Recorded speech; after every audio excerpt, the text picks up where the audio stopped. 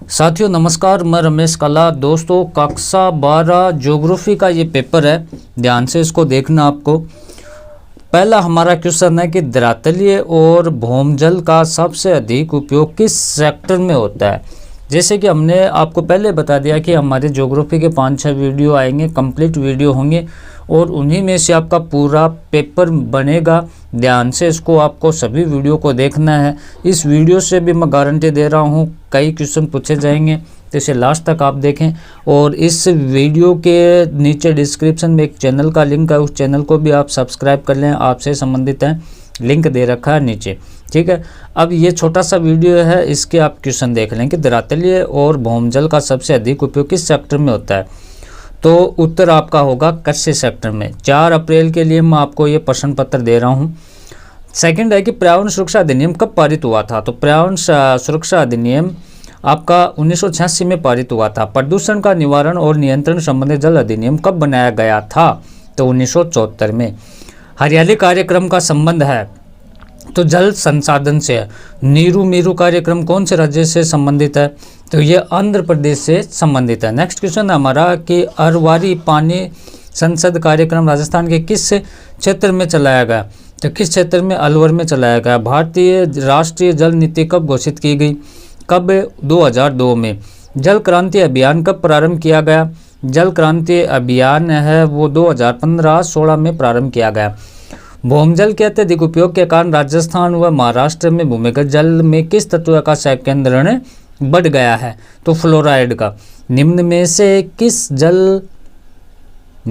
जल किस प्रकार का संसाधन है।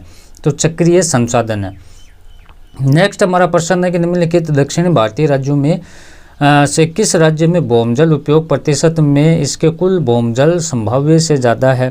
तो किसका, तमिलनाडु का है। नेक्स्ट प्रश्न है हमारा कि महाराष्ट्र का गांव पूरे देश में जल संभरण विकास का एक उदाहरण है, कौन सा है। तो रालेगंज सीधी जिला अहमदनगर। कृषि में जल का उपयोग मुख्य रूप से होता है, सिंचाई के लिए होता है। अरवारी पानी संसद नीरू और मीरू कार्यक्रम का संबंध के संरक्षण से है, जल संसाधन के संरक्षण से है। हरियाली के अंदर सरकार द्वारा परिवर्तित परियोजना है, जल संभर विकास की परियोजना है।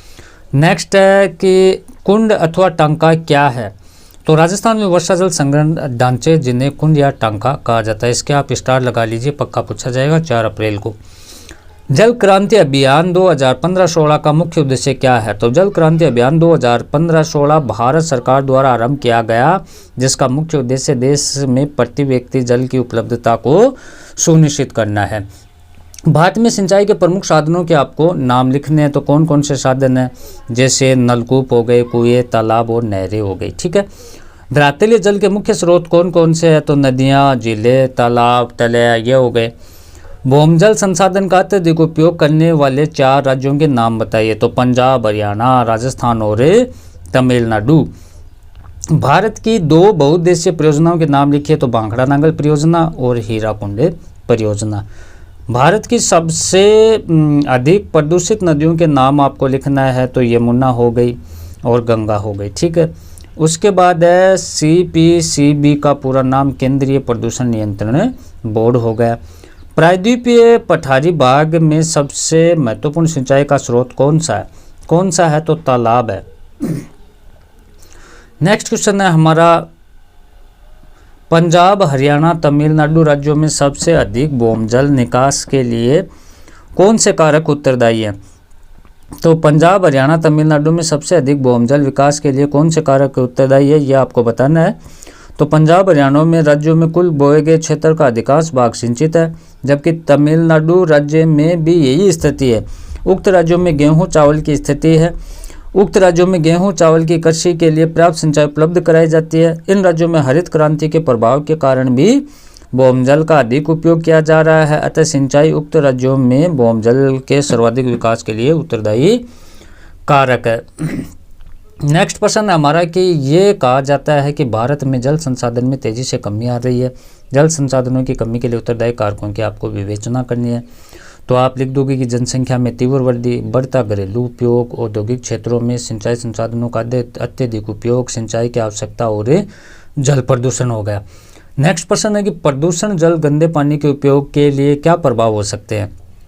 तो ऐसे जल प्रयोग से कई प्रकार की महामारियां जैसे अंतर्शोथ, पीलिया, हैजा, टाइफाइड आदि उत्पन्न हो सकते हैं। देश में कुल उपयोग किए गए जल में कृषि क्षेत्र का हिस्सा कम होने की संभावना क्या है।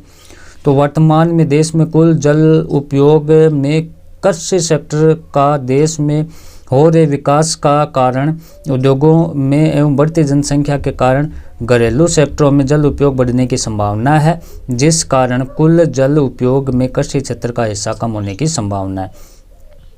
उसके बाद नेक्स्ट प्रश्न हमारा कि भारत में लैगून और पश्च जल कहाँ पाया जाते हैं, इसके दो उपयोग लिखिए। तो कैसे क्या लिखोगे कि पश्चिम के कच्छ के रण से लेकर पुंछ से स्थित गंगा ब्रह्मपुत्र डेल्टा भारत के लगभग 7,000 किलोमीटर की लंबाई रखती है। केरल, उड़ीसा और पश्चिमी बंगाल के सागरीय तट बहुत ही दंतुरित कटी-फटी है, इस कारण वहाँ बहुत से लैगून और पश्च झीलें मिलती हैं। यद्यपि इन झीलों में खारा जल होता है, लेकिन इसका उपयोग मछली पालन के अलावा चावल की कुछ निश्चित किस्मों तथा नारियल आदि की सिंचाई के लिए किया जाता है।